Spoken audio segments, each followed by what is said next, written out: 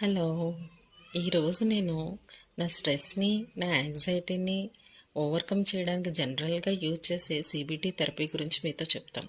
CBT అంటే cognitive behavioural therapy. ఈ థెరపీలో మన థాట్స్, ఎమోషన్స్, బిహేవియర్ ఒకదాన్నొకటి ఎలా ఇన్‌ఫ్లూయెన్స్ చేస్తుందో మనకు తెలుస్తుందన్నమాట.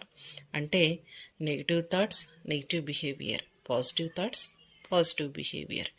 Your behaviour and emotions always depends upon your thoughts.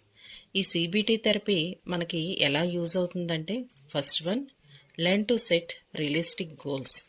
Second, learn to manage stress and anxiety. Third, learn to avoid things in life and learn to accept things in life.